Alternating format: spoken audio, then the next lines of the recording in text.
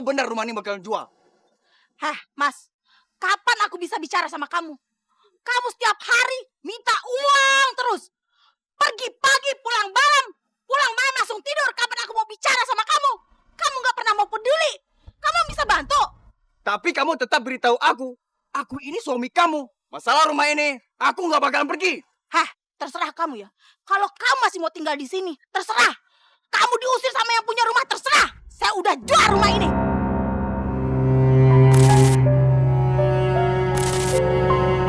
Udah kalau mau bantu nih, kasih tambah nih.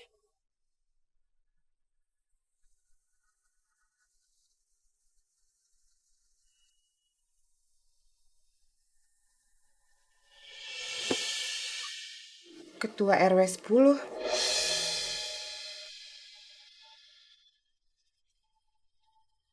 Ini kan RW-nya kita. Kok bisa ada di sini, Bu? Iya. Itu stempel palsu. Yun, tapi kamu jangan bilang-bilang sama siapapun ya. Jangan sampai ada warga yang tahu, apalagi Bu Ustazah. Masya Allah, Ibu mau berbuat licik apa lagi? Terus semua stempel-stempel yang ada di sini juga palsu. Kamu tuh bawel banget ya. Masih mau lama gak sih kerja di sini?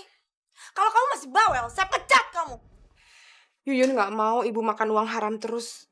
Nanti Ibu kena azab Allah. Allah aja terus yang aku bilang. Kalau Allah itu peduli sama saya, Allah tuh gak bakalan ngambil orang tua saya dengan cepat. Kalau Allah juga peduli sama saya, Allah gak bakalan bikin Joko ninggalin saya.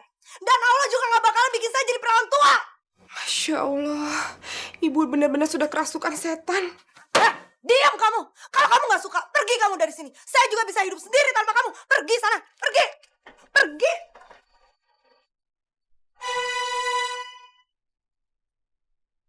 Ini Bu Ustazah, saya kembalikan. Jadi, yayasan tempat kamu bekerja nggak bisa memberikan bantuan kepada anak-anak kita yang kurang mampu. Iya Bu Ustazah. Jadi kan yayasan kita itu cuma bisa memberikan bantuan kepada panti asuhan yang memang jelas. Kalau ini kan siapa yang bertanggung jawab terhadap dananya juga nggak jelas. Lagian anak-anak juga tidak tinggal di satu tempat, Bu. Saya juga bisa bertanggung jawab kalau dana itu diberikan kepada saya.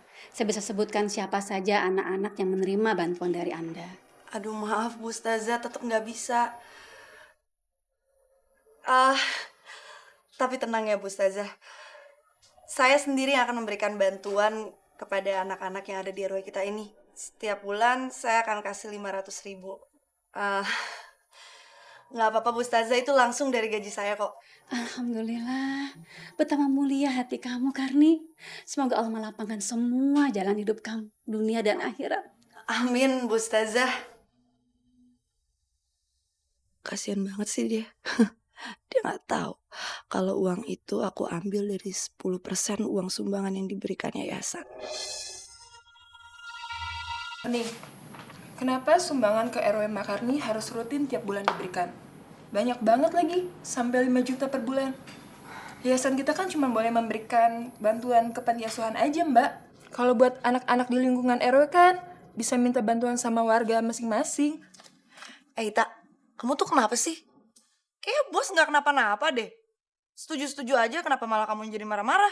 Saya malah nggak ngeliat nama-nama panti asuhan yang saya rekomendasi buat diberikan bantuan ada di laporan Mbak Karni. Oh, jadi maksudnya kamu itu nuduh saya udah ngegelapin uang gitu? Bukan begitu, Mbak. Saya tuh cuman heran aja, Mbak. Dari semua data bukti pembayaran yang Mbak berikan, nggak ada satupun nama panti asuhan yang saya kenal kecuali nama panti asuhan Al-Iksan. Dengar ya Ita ya. Pak Haji Hasan itu udah memberikan kuasa ke saya untuk menyalurkan dana ke panti asuhan yang menurut saya itu benar untuk dikasih sumbangan. Jadi kamu itu nggak punya hak untuk curiga sama saya, ngerti?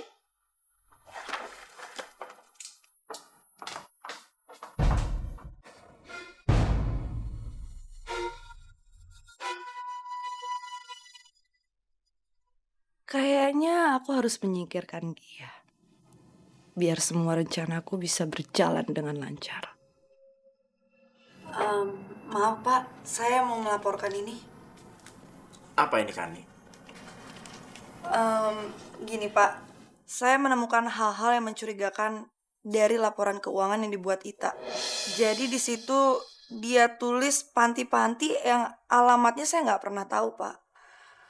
Malah saya udah ngecek ke sana, tapi ternyata panti itu nggak ada, cuma tanah kosong aja. Nah, sementara Ita terus-terusan maksa saya untuk bisa mengizinkan memberi bantuan ke panti itu. Kenapa laporan keuangan ini berbeda ya? Dengan laporan yang dibuat Ita.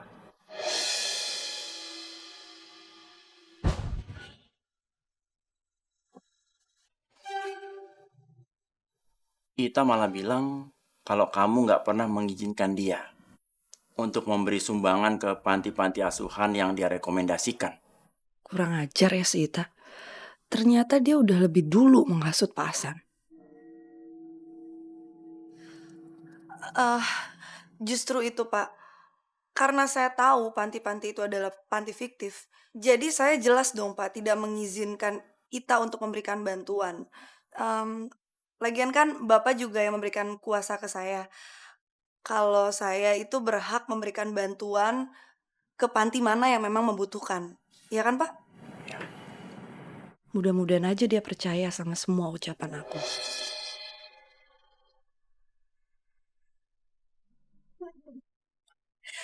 Ya ampun, gak kerasa ya. Udah 1,5 miliar uang dari sumbangan yayasan masuk ke rekening aku. Bagus lah kalau kayak gitu. Ibu sekarang nggak usah ngubur-ngubur harta lagi buat nyaingin usahanya Pak Joko sama istrinya. Saya dengar dari orang-orang, sekarang usaha istrinya Pak Joko itu bangkrut. Bahkan kelilit utang bank, Bu. Terus rumahnya juga mau dijual. Oh ya? Mau dijual berapa itu rumahnya? Gini deh, kamu cari tahu dijual berapa itu harganya. Saya mau beli. Ibu punya uang dari mana? Kamu itu nggak usah tahu saya punya uang dari mana. Yang jelas tugas kamu sekarang itu kamu nego sama istrinya si Joko. Kalau harganya cocok ya nanti saya beli. Dan rumah ini dijual. Ngerti? Ya.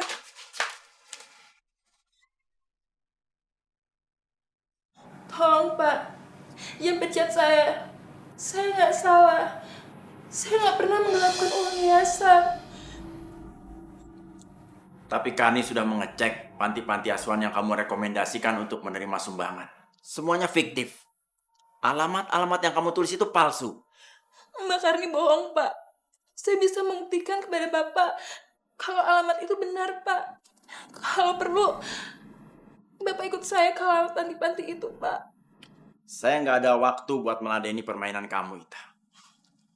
Saya lebih percaya sama Karni. Dia sudah 10 tahun bekerja di yayasan ini. Dan sudah terbukti jiwa sosialnya sangat tinggi. Jadi, sebaiknya kamu segera pergi dari sini. Sebelum saya berubah pikiran dan melaporkan kamu ke polisi. Karena laporan keuangan palsu yang kamu buat itu.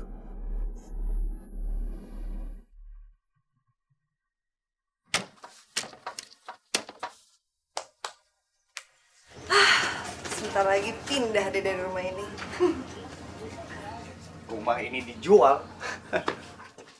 Kamu benar-benar gak punya duit, Karni. Sampai rumah ini kamu jual. Kamu jual berapa? Bilang sama saya. Biar istri saya bakal beli rumah ini. Nggak salah. Duit dari mana istri kamu? Dengar ya Joko ya.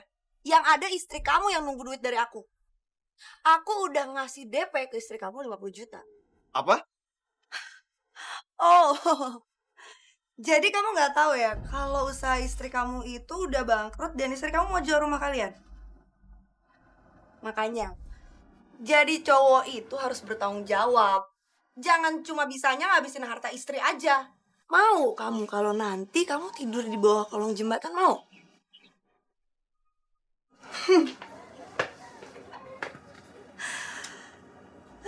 Joko.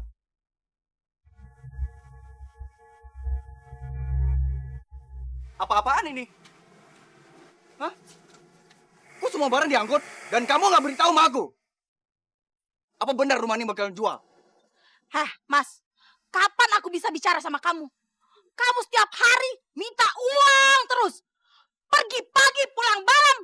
Pulang malam langsung tidur. Kapan aku mau bicara sama kamu? Kamu gak pernah mau peduli Tapi kamu tetap beritahu aku ini suami kamu. Masalah rumah ini, aku nggak bakalan pergi. Hah, terserah kamu ya. Kalau kamu masih mau tinggal di sini, terserah. Kamu diusir sama yang punya rumah, terserah. Saya udah jual rumah ini. Mana kunci mobil? Saya mau jual mobil itu.